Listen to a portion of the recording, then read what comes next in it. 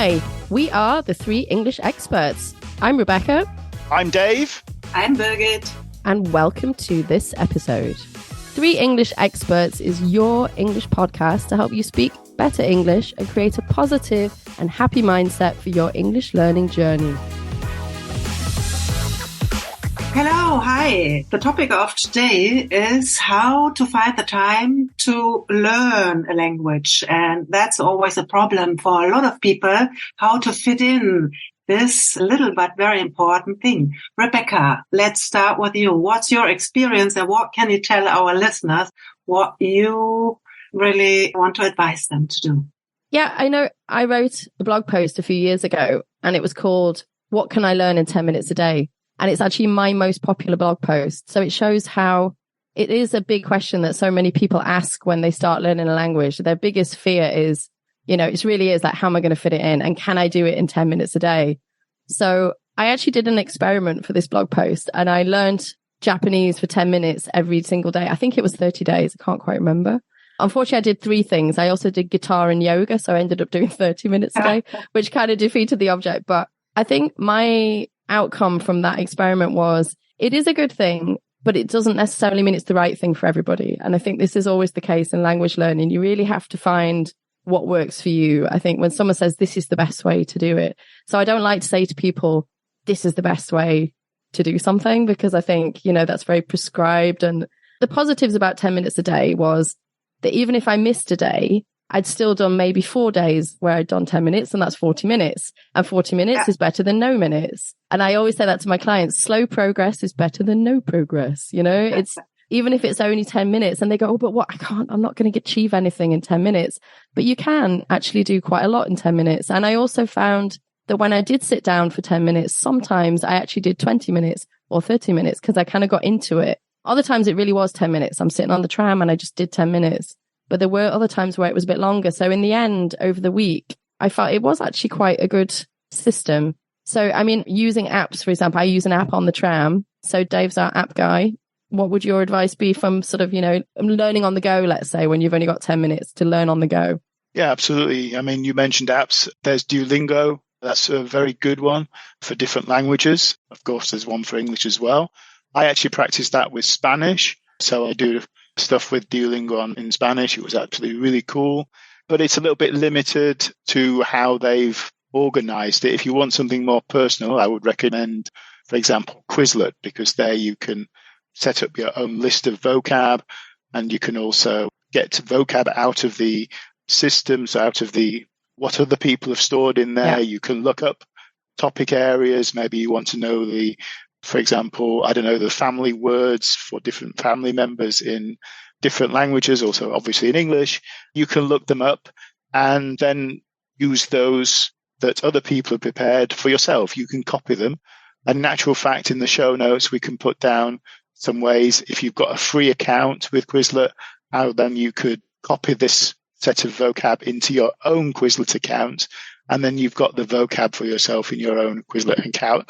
And the best thing is, you're right, if you're on the tram, if you're on the go, you can actually download the app for your mobile. So you can do that on the tram or anytime you've got stood in a queue, waiting for something. Perfect. Yeah, I love Duolingo. I think, like you say, it's limited. It's not the best thing. Quizlet is more personal. You can put your own vocab in, and I like both, actually. But I think my other experience with the 10 minutes a day was don't do the same thing every day. Yeah. So when I say 10 minutes a day, I don't mean do every single day 10 minutes Duolingo. I think mixing and matching is quite important. So have a different activity. Birgit, do you have any other points on that? Yes, I absolutely agree. I use Duolingo too on my Dutch learning. And the thing is, you have to stay motivated and experience fun doing it. And I completely agree with Rebecca saying, and I tell my learners, it's better, yes, do something like 10 minutes a day, because some people, only today somebody told me, oh, how much should I input into the learning? Would be 1 hour, would that be enough a day? And I was like, wow, I mean, if you do that, you get a certificate from me because nobody really can do Who that. does that? Who does that? Yeah.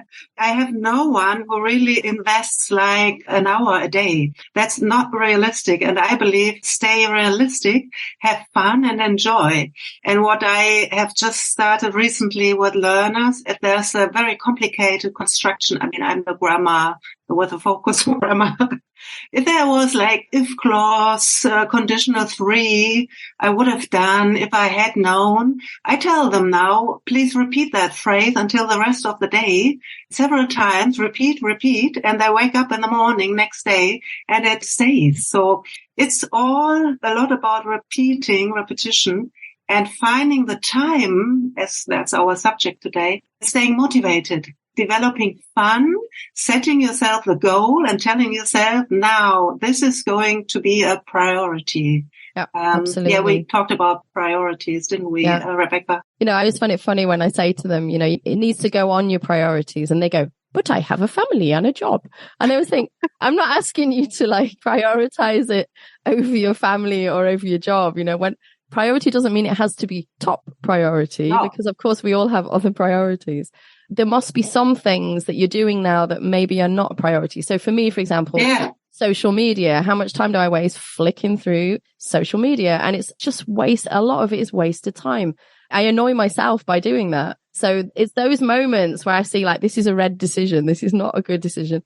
Do something positive, whether it's sport or whatever, or it's language learning. Trashy TV. Yeah. Is it better to sit and learn some Japanese vocabulary or watch 90 Days to the Altar? I think it's better to do some Japanese. Well, and I'm not saying that everybody sits watching trashy. And not that I sit watching hours of trashy TV, but sometimes you find yourself and you're tired and you're just sitting there and thinking, this is what I would say is prioritizing. It's like taking out the rubbish stuff that you don't really, it's not helping you. You know, it's not like prioritizing over the important stuff in your life. It's the bits that are not that. What about the word awareness here? We become aware that it matters to you now. For example, when we're talking about English, and English is necessary for a lot of people. So make it part of your life. I mean, that's not even asking for 10 minutes, but just awareness. Be aware. English you can find easily everywhere, can't you, Dave? Absolutely. Yeah. Notice things. And Dave, you had a point about TV, I think, about like watching, you know, I'm talking about my trashy TV that I watch. But well, yeah, I mean, people are moving away now, I think, more into YouTube as well. And if you're going to watch something, maybe watch something you're interested in, but in English. So obviously on YouTube, there's channels of all different kinds of topics, whether you're interested in gardening, whether you're interested in music, whether you're interested in fashion or whatever, or the news or something like this. Of course, you could watch it in German, but why not try and watch it in English? And again, there's some little tricks and tips that you can do with YouTube. For example, I don't know if you know that, of course, you can put on the subtitles. So there are subtitles in English, or even change the language into German. There's another thing where you can actually slow down, for example. That's brilliant. I love that. Yeah. I've used that for Spanish and I found that really, really helpful. Yeah, that's a brilliant tip. You just have to be a little bit careful that it doesn't go too slow. And then it just distorts it a little bit. Well, actually, no, you talk about watching television, you guys, you British guys living in Germany. I'm interested. Do you watch German or English television? I have no idea. That's a good question. When I first came to Germany a long time ago, we actually didn't have cable. We didn't even have cable. So we literally had the 3 channels, the 4 channels in German, like HR3. We were always watching Hessen TV. I was very informed about Hessen. But we just literally didn't have anything else. There was no Netflix. There was no streaming. You know, the only thing you could do was go to the English cinema or watch a DVD. So we watched loads of German TV because there was just no other option. And I have to say, I really think it made a massive difference to my German learning process. Yeah. And it just became normal because there was no other option. And so we just switch on the news. And it was like, well, this is all we've got. So this is what we're going to do. Obviously, like Dave said, there's so many opportunities now. Maybe it's just because we were forced into doing it. We didn't have a choice, but we still watch it in German. So we still watch the news in German. I do flick sometimes to BBC or CNN, but generally when I get up in the morning, we watch German news because it's normal. And but a film you would watch in English then, obviously. If it's an American or a British film, I would watch it in original because it's just weird to watch it dubbed. It just doesn't make sense to me. Agree. But if it was a German film, I would watch it in German. But yeah. Yeah, interesting. Yeah, I think you have to just look at the other countries around in Europe. And if you look at the Scandinavians, their English is out of this world. And why is it that? Because everything is either subtitled or actually put into English. Even the Norwegians, I believe, can get BBC, for example, so they watch the normal British TV. So again, I think for Germany, even though times are moving on, there's not just TV, there's YouTube, there's everything else is streaming. There's no excuse nowadays not to watch something in English. No. It's everywhere. It's everywhere. And you don't have to do it all the time, but maybe just do something a little bit in English. Maybe I think that's the point. Yeah. One episode or something, especially if you've seen it before, you know what's going to happen. And then it's more the second time or the third time watching it in English to get the English, isn't it? But that's like a disadvantage for Germany because the northern states, Netherlands, they all get it from the state, on the side. And all the Germans need to sort of bloody hell put some effort in, spare some 10 minutes a day.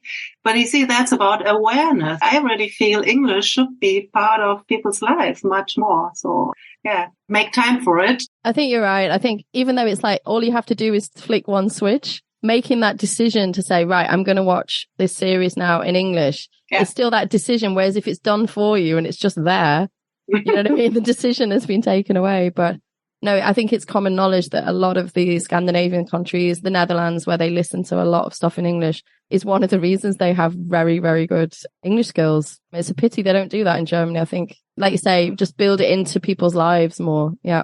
So the downside is, guys, we probably wouldn't have a job. That's true. Yeah, That's maybe you're right. I think actually, I don't think you can work as an English trainer in the Netherlands. I just don't think there's a market because they all speak fantastic. There's just no market. That's true, actually. That's true. Yeah. Good point. Yeah. Okay.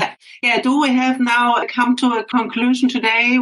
How to find time? Actually, I mean, if somebody was saying, "Oh, I haven't got time to learn English." I think, like we said, 10 minutes a day is a good start and something is better than nothing. I think that would be my point. My advice would be do something different every day. Don't learn the same. There is this false fluency thing where if you learn the same 10 words every day, your brain gets lazy. And so you don't really learn. So I would do one day do Duolingo, one day watch a 10-minute YouTube video, one day listen to a podcast, mix things up. Yeah. And this being realistic, like your client with the 60 minutes a day, nice idea, but be kind to yourself. I think the other point is to be kind to yourself. No one's perfect. No one has a great day every day. No one's always going to do what they plan to do. And if it doesn't work out, it doesn't matter. Just do it tomorrow, get up the next day. And like I said, slow progress Language is better than, learning is not a sprint. It is a marathon. Oh, there we go. Wow. That's the phrase of the day, isn't it? Hey, today, phrase for the day. That's a very nice close-up. What did you say? It's not a sprint, it's a marathon. It's a marathon. Language learning is not a sprint, it's a marathon. Yeah. So take your time. I agree. Yeah, but it shouldn't be a burden. No, exactly. It shouldn't be this like a horrible marathon. You should enjoy it. And I agree with you, Rebecca, exactly what you said earlier on, that you start for 10 minutes. And if you've got the time, just you get into the flow, right? Yeah, talk about the flow. Yeah, absolutely. Yeah. And there would be days where it works and days where you think, no, I really only have 10 minutes or I don't have any minutes. But 40, 50 minutes a week is better than no minutes. I think people get into this all or nothing. It's a bit like dieting, you have a day and then you eat a pizza and you go, oh no, what have I done? Bad conscience, Yeah, and it's like this, I've got to do the 60 minutes a day. And it's just, again, be kind, be nice to yourself, be realistic. Yeah. Don't pressurize yourself too much. No, I must. No, you must not. Yeah, exactly. Well, that's something to talk about. We must not. We must. That's a grammatical. Oh yes. We can talk about in one of the next episodes. I must. I don't have to. Yeah, I should have said that. Yes. I don't have to. Don't have to. I've actually got one other tip, ladies. Yeah. And listening on the go. I mean, we haven't really touched on that, I guess. I mean, for example, audible books, maybe if you're going for a walk or if you're in the gym. Yeah. Listen to a podcast. Listen to our podcast. For example. Of course. That is a fantastic idea. That's a fantastic idea. Or a book. listen to a book. It can be science fiction, it can be a novel, it can be factual. But since I discovered Audible, of course, it's from Amazon, I shouldn't really shout that too loud. But since I discovered that, I mean, it's just amazing to read a book that way. I also said, don't add it on, add it in, you know? Yeah. So while you're doing something else. You know, if you're in the car anyway, listen to that. If you're going to listen to something anyway, listen to a podcast. If you're going to watch TV anyway, don't watch 90 Days to the Altar. Watch something useful. Yeah. Well, I like that. Add it in. I've never used that before. Oh, that's good. Don't add it on. Don't add it on. Excellent. Add it in. It's another phrase for the day. Thank you very much, because I'm learning after 30 years with English. We're all still learning. Yeah, but you don't learn so many new German words, I believe. But, I do. It's amazing, actually, even after so many years. Yeah. You know, like I said, I watch the news every day, and now and again, these words pop up and you think, what? Well, in one of our next episodes, we have to talk about the Met Eagle, but we won't tell people now what that's about, but we will talk about the Met Eagle. Oh, I've got to have my dinner. You're putting me off now, and we're talking about the Met Eagle. There's always new words to learn. And that is our topic for next time, right, Dave? I think, isn't it? Vocabulary? Yeah, I want to look into vocabulary, helping you to decide what's the right stuff, how you can learn it, tricks and tips and all that. So, join us in the next one. Super. Yeah, exactly. I will be there. Okay. I will be there too. We're all there. All right, guys. Okay. Thanks for listening. Thank you. Have a good one. Bye. Take care.